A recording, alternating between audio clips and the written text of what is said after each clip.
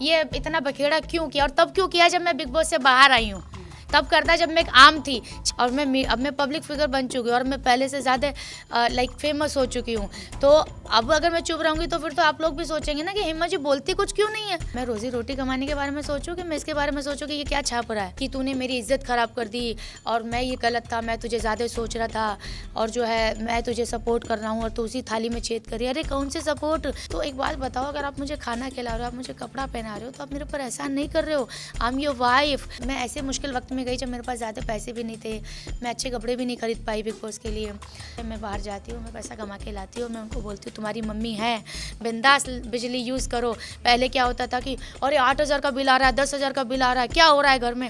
तो बहुत बहुत स्वागत है हेमा जी आपका। और अभी फ़िलहाल जो सिचुएशन है, मैं याद कर पा रही हूँ जब आप जेल के अंदर थी तो आपने रोते रोते ये चीज़ कही थी कि मेरी लाइफ में इतनी सारी चीज़ें जा रही है, चल रही हैं, मैं उसकी टेंशन को रिलीव करने के लिए इस घर में आई हूँ और मुझे जेल में डाल के रख दिया है। कि आप समझ क्यों नहीं रहे हो, बिग बॉस में नहीं हो रहा है मेरे से, आप समझो। और वो सच है कि ये सब चीज़ें मैं छोड़ के गई थी। ये मेरे बारे में वीडियो बनाई जा रही है, गंदे गंदे कमेंट्स मुझे आने लग गए थे। फिर बच्चों के खाने पीने का इंतज़ाम, अकेले मेहनत करना, अगले दिन क्या करना है, कैसे लाइफ में होगा, गलत डिसीज़न। और फिर उसके बाद अचानक से बिग बॉस, और एक्साइटमेंट पूरा हुआ भी नहीं था कि सीधा हम जेल में आ गए। तो फिर वापस लगा कि क्यों ऐसा मेरे साथ हो रहा है। तो जेल में रहना बाहर की पब्लिक के लिए बहुत अच्छा था, लेकिन माँ कसम मेरे से मत पूछो कैसा रहा। वो 6 दिन मैंने कैसे काटे, कैसे कटे दिन, कैसे कटी रातें, पूछो ना बिग बॉस मेरे दिल की बातें। लेकिन वो उस कॉन्टेक्स्ट में था कि ऑलरेडी आपकी पर्सनल लाइफ में ये सारी चीज़ें चल रही थी, आपको पता था कि ये सारी चीज़ें बाहर आने के बाद में फेस करना पड़ेगा। देखिए, मेरे खिलाफ वीडियो बनानी बहुत पहले से शुरू कर दी थी, 1 डेढ़ महीने पहले, ठीक है। लेकिन उसका असर धीरे धीरे आने लगा। फिर जो लोग यूट्यूब यूज़ करते हैं वो मुझ तक पहुंचाने लगे वीडियो, मैं तेरे खिलाफ ही हो रहा है। मैंने भाई देख, मेरे पास इतनी एनर्जी नहीं है, इतना टाइम नहीं है कि मैं इसके बारे में सोचूं। मुझे ये सोचने में ज़्यादा मैं इंटरेस्टेड हूँ कि कल क्या वीडियो बनाऊँ जिससे मेरी वीडियो चले, व्यूज़ अच्छे आए, पैसे बने, मेरे घर में राशन आए, मैं लाइट बिल भर सकूँ और कंटेंट देना डेली देना होता है। तो ये सब चीज़ें, और मैं ऐसे मुश्किल वक्त में गई जब मेरे पास ज़्यादा पैसे भी नहीं थे, मैं अच्छे कपड़े भी नहीं खरीद पाई बिग बॉस के लिए, और अकेली गई, कोई मोरल सपोर्ट भी नहीं था।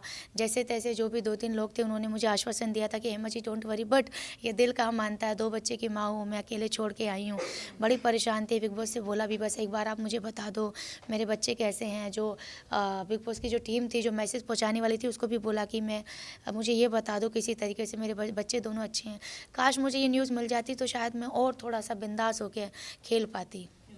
लेकिन हमारी इससे पहले 3 बार मुलाकात हुई है, तीनों बार आपके हस्बैंड आपके साथ रहे हैं, गौरव जी, और आपने हमेशा उनकी तारीफ़ ही की है। तो इस सारी चीज़ों की शुरुआत कहाँ से हुई कि इस रिश्ते में खटास आ गई? मैं आपको बता देती हूँ कि कभी कभी तारीफ़ इंसान करता नहीं, करवाई जाती है। मेरा एक वीडियो हुआ था, मेरा एक इंटरव्यू हुआ था जोश टॉक, तो वहाँ पे मेरा इंटरव्यू हुआ था और उस इंटरव्यू में मैंने कुछ बातें ऐसी बोल दी थी जो उनके खिलाफ थी। तो उन्होंने उस पर भी ऑब्जेक्शन उठाया था और मुझे फिर वो अनफॉर्चुनेटली वीडियो डिलीट करानी पड़ी। डिवोर्स तक की बात आ गई थी उस वीडियो के थ्रू भी, कि तूने मेरी इज्जत ख़राब कर दी और मैं ये गलत था, मैं तुझे ज़्यादा सोच रहा था और जो है मैं तुझे सपोर्ट कर रहा हूँ और तू उसी थाली में छेद करी। अरे कौन से सपोर्ट। तुमने मेरे से, जब मेरा जोश टॉक का इंटरव्यू था तो मेरा बच्चा मेरी बहन के घर पे था 6 महीने, तुम बोलते हो उसको सपोर्ट। तो मैंने इस वीडियो में यही बोला था कि मैं इतना कामयाब होना चाहती हूँ कि मेरा बच्चा मेरे पास रहे। तो मैंने ये बोला था, तो इसको लगा मेरे बारे में बोल रही है। तो एक बात बताओ, अगर आप मुझे खाना खिला रहे हो, आप मुझे कपड़ा पहना रहे हो, तो आप मेरे ऊपर एहसान नहीं कर रहे हो। I am your wife. तो वैसे ही अगर आप ये कर रहे हो तो थप्पड़ खाने का मतलब ये थोड़ी ना कि मैं तुम्हारा थप्पड़ खाऊंगी उसके बदले तुम मेरे को खाना खिलाओगे, है ना। तो वो तो बिल्कुल भी नहीं। इससे अच्छा तो तुम मेरे को बोलते कि भैया एक काम का नाम तुझे दे दिया है हस्बैंड का, तू अपना कमा और खा। इनको लगता है इन्होंने मेरे को नाम दे के एहसान किया, मेरे बच्चे को नाम दे के। अरे इससे अच्छा तो नहीं देते तो ज़्यादा अच्छा था। हम दोनों बहुत छोटे घर में रहते थे, लाइट नहीं थी, ठीक है। इन्होंने मेरी गरीबी का भी मजाक बनाया है यूट्यूब चैनल में अपने की। बहुत मेरे से पहले बहुत छोटे घर में रहती थी, लाइट नहीं थी, पर भैया हम बहुत खुश थे। आज जब से ये इनको मैंने साइड किया तब से हम तीनों, दोनों बेटे और मैं बहुत खुश है। हम नीचे बैठ कर ज़मीन पे खाना खाते हैं, साथ में सोते हैं। मैं बाहर जाती हूँ, मैं पैसा कमा के लाती हूँ, मैं उनको उनको बोलती हूँ तुम्हारी मम्मी है, बिंदास बिजली यूज़ करो। पहले क्या होता था कि अरे 8,000 का बिल आ रहा है, 10,000 का बिल आ रहा है, क्या हो रहा है घर में, तो बिजली इस्तेमाल नहीं कर पाते थे सही से। आज मैं बोलती हूँ तू बिजली इस्तेमाल कर, जितना बिल आएगा देखूंगी, तेरी माँ देखेगी। बिग बॉस से निकलते ही 16,000 का बिल भरी हूँ मैं कि ठीक है। और जिन्होंने मेरी मदद की उनका भी पैसा लौटाई कि भैया सबसे पहले आपने मेरे पीछे मेरे बच्चों का ख्याल रखा, बहुत है। तो इनको क्या लगा ये मेरी ज़िंदगी में हीरो बन के आया है। तुमने लेकिन काम नहीं किया ना ऐसे। तुम मेरे पुराने हस्बैंड के नाम पे भी तुम मेरे को ताने दे रहे हो। तू उसी के काबिल थी, वो तेरे को मारता था ना, तुम दोनों को घर से बाहर निकालता था, तू उसी के काबिल है। तो आप ये बताइए, आपको लगता है मैं आपको हीरो समझूंगी? ये डिवोर्स की बात आई, आपने अब क्यों एफआईआर करने का सोचा, अब क्यों ये कदम? क्योंकि अब उसका अति हो गया। एक तो ये होता है कि आदमी अपने यूट्यूब चैनल पे बना रहता है, सोशल मीडिया पे, ठीक है भैया तेरा प्लेटफॉर्म है, तेरा बैंक अकाउंट है, कितना भी डाल, मुझे घंटा फर्क नहीं पड़ता। But now you are talking about in media, और अब मैं पब्लिक फिगर बन चुकी हूँ और मैं पहले से ज़्यादा लाइक फेमस हो चुकी हूँ। तो अब अगर मैं चुप रहूँगी तो फिर तो आप लोग भी सोचेंगे ना कि हेमा जी बोलती कुछ क्यों नहीं है ना, जबकि हेमा जी को तो ज़्यादा बोलना चाहिए। तो अब ये समय आया है जब इसने ये 2.5 करोड़ का इल्ज़ाम मेरे ऊपर लगाया है, और आपका भला करे कि बच्चे का सौदा किया है, और इसकी वजह से मैं बिग बॉस में गई हूँ। अरे भैया तूने तो पैदा किया है मुझे, मेरे माँ बाप ने थोड़ी ना किया, तूने पैदा किया है मुझे, तूने मेरे जो स्कूल में भेजा, पढ़ाई कराई, और जो है तूने मेरी पहली शादी, सारा तूने किया है। मेरे माँ बाप ने मेरी ज़िंदगी में मेरा कुछ भी कॉन्ट्रीब्यूशन नहीं है, ठीक है। तू ही तो वीडियो बना बना के जो है लोगों को, गरीबों को गले लगा रहा है, मैंने थोड़ी ना कुछ भी किया। बिग बॉस में भी तू ही चला गया, बिग बॉस में भी तू ही जेल में था, तू नहीं डांस किया, और बिग बॉस से भी तू ही बाहर आ गया, मैं तो भूत हूँ। लेकिन एक जो पैसे का इल्ज़ाम लगाया गया है, कितनी सच्चाई है उस बात में? और कहीं ना कहीं ये भी कहा जा रहा है कि उन्होंने बिग बॉस घर के हाउस में जाने के लिए भी आपको पैसे दिए। ये जो बिग बॉस वाली बात है ये पिछले साल की बात है। जो पैसे लिए थे वो पैसे मिल भी गए हैं, ठीक है। जिस आदमी से लिए थे उसने ट्रैप किया था, वो हम फंस गए थे, लेकिन वो पैसे देके उसने वो मैटर ख़त्म कर दिया। उसका भी मैं अगली बार प्रिंट लेके आऊँगी। मैं चाहती हूँ कि आप देखें तो प्रिंट के साथ देखें, ठीक है, क्योंकि मोबाइल में आपको दिखाऊंगी फिर दूसरे के पास नहीं होगा, गड़बड़ हो जाएगा। दूसरी बात फ्लैट की ये बात है कि उन्होंने खुद से बोला था कि हम किराए के घर में रह के बहुत पक गए हैं, अभी हम खुद का अपना फ्लैट लेंगे, और 2 करोड़ रुपये मैंने लोन ले लिया, और मैं मैनेज कर लूँगा 50-60, मैं 1 करोड़ मैनेज कर लूँगा, मेरे पास है। तो एक घर इनका अलीगढ़ में है। मैं ये पूछना चाहती हूँ कि अभी तक तुमने मुझे दिया क्या है? क्या तुम्हारी कोई भी ऐसी चीज़ है जिसकी कीमत 5 लाख है, जिसकी कीमत 1 लाख है, और इस वक्त मेरे पास है? बच्चे को छोड़ के मेरे पास कुछ भी नहीं है। हाँ, वो जो सामान है, जो एक बेड है, एक सोफ़ा, एक टीवी है, अगर तुमको लगता है वो भी तेरा, तो भैया ले जाओ उखाड़ के, मैं तो वो भी खरीद लूँगी। जैसे पहले वाला ले गया वैसे तू भी ले जा। मेंटली कितना डिस्टर्ब करती हैं ये सारी चीज़ें? भैया मैं इंसान हूँ, मैं रोज़ी रोटी कमाने के बारे में सोचूं कि मैं इसके बारे में सोचूं कि ये क्या छाप रहा है? तो 2 ही चीज़ें हो सकती हैं कि भैया या तो फिर इसे सुधारो पहले, या पहले पैसा बना लूँ। तो मैंने दोनों चीज़ें साइड में रखी, अपनी मेहनत की, और मैं वहाँ पहुँची। डिस्टर्ब तो मेरे को 2 महीने पहले करनी शुरू करती थी, जब लोगों के गंदे कमेंट आने लगे थे। ये बोलता है हेमा जी देवी बनती है, देवी नहीं है ये। अरे मैंने कब बोला मैं देवी हूँ? मैंने तो बोला मैं एक इंसान हूँ, अच्छे इंसान बनने की कोशिश कर रही हूँ, बस। बाकी तो तेरा प्रॉब्लम है। मैं हेमा जी बोलती हूँ, मुझे लोग हेमा जी बोलते हैं, उससे भी प्रॉब्लम है। वो तेरा प्रॉब्लम है, तो अपने आप को गौरव जी नहीं बोलता, या दुनिया तुझे गौरव जी नहीं बोलती। तो इसको हर चीज़ से प्रॉब्लम है। इसको मेरे साड़ी से भी प्रॉब्लम है, द वे आई स्पीक, हाँ भाई दोस्तों क्या हाल चाल है, या हाँ भाई भैया, इसको इससे बात से भी प्रॉब्लम है।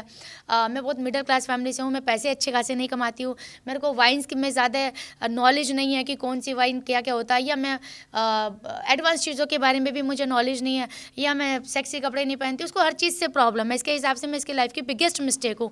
तो जब मैं तेरी ज़िंदगी की बिगेस्ट मिस्टेक हूँ, और जब मैंने तुझे मौका दिया सुधारने का, डिवोर्स लेने का, तो क्यों नहीं लिया? सीधा सीधा ये बता, ये इतना बखेड़ा क्यों किया? और तब क्यों किया जब मैं बिग बॉस से बाहर आई हूँ? तब करता जब मैं एक आम थी। 6 महीने हो गए, पूरे 6 महीने में तुझे नहीं जागी कि भैया 6 महीने हो गए मैं लेके ख़त्म करता हूँ, 6 महीने में तो डिवोर्स हो जाते हैं, लेकिन 6 महीने में इसने की प्लानिंग। सो जाने से पहले मूड को थोड़ा लाइटर करते हुए सारा घर से बाहर हुई है, ऐसी आ रही है खबरें आपकी और सारा की काफ़ी बनती थी, क्या कहेंगे आप? देखो सारा अगर आ रही है तो मैं बोलूँगी यू नो वॉच, ये नहीं होना चाहिए था हिमा। सारा I am very sad you know. सारा मैं इधर बाहर हूँ, आ जाओ दोनों डांस करेंगे। आपने कहा था अब जब मैं वाइल्ड कार्ड कंटेस्टेंट के तौर पे बिग बॉस हाउस में जाऊंगी, अच्छी अच्छी साड़ियाँ लेकर जाऊंगी। कितनी पॉसिबिलिटीज़ है, लगता है अब आप उस मुकाम पर पहुंच गई हैं कि अब आप अच्छी अच्छी साड़ियाँ लेकर जा सकती हैं बिग बॉस हाउस से? नहीं, मैं तो शायद नहीं खरीद पाऊँ अभी भी, लेकिन अगर हो सकता है कोई स्टाइलिश मेरे ऊपर मेहरबान हो जाए कि भैया साड़ी तो बढ़िया पहनती है, काम करती हूँ, मैं इसको साड़ी देती हूँ, मेरा भी प्रमोशन हो जाएगा, हेमा जी का भी नाम हो जाएगा, तो ऐसा शायद पॉसिबल है, या मेरे प्यार वगैरह ने दे दी तो अलग बात है, ठीक है। तो बाकी भैया मैं तो नहीं खरीदने वाली इतनी बड़ी, मतलब इतनी सारी साड़ी, जितनी भी 80-50 बहुत पैसा लगता है भैया, ऐसी बात नहीं है। तो पर बिग बॉस बुलाए तो सही, मैं तो ये मीडिया वाले जितने भी, इनसे भी ले लूँगी एक साड़ी, कोई टेंशन वाली बात नहीं है। ओके, लास्टली लोकेश कटारिया जा रहे हैं बिग बॉस हाउस में as a wild card contestant, सुनने में आया है, क्या कहेंगी आप इस बारे में? लेकिन लवलेश तो लवकेश जो इसमें था, बट वो कैसे जा सकता है? As a wild card contestant जाने वाले हैं। ओ भैया, फिर मतलब तगड़ी पहुँचे फिर तो, कि भैया वहाँ पे भी चले गए और यहाँ पे भी आ गए, और क्या है कि ओटीटी में भी तुम छा गए और यहाँ पे भी, तो भैया हमें भी बता दो कौन सा कॉन्टैक्ट नंबर है, वो हमारे साथ भी शेयर कर दो। बट ठीक है, मैंने उनका देखा था, और एलविश के काफ़ी अच्छे दोस्त हैं वो, मैं भी पर्सनली उनको पसंद करती हूँ, और अगर जा रहे हैं तो मैं उनके लिए शुभकामनाएं देना चाहूँगी कि उसमें थोड़े से वो कम पड़ गए थे, जितनी उनकी बिंदास पर्सनैलिटी है, बट अगर इसमें जा रहे हैं तो विश ऑल द बेस्ट, थोड़ा खुल के जो रजत है ना, वो चौड़े में भैया चौड़ा ही करना। Thank you so much. Thank you.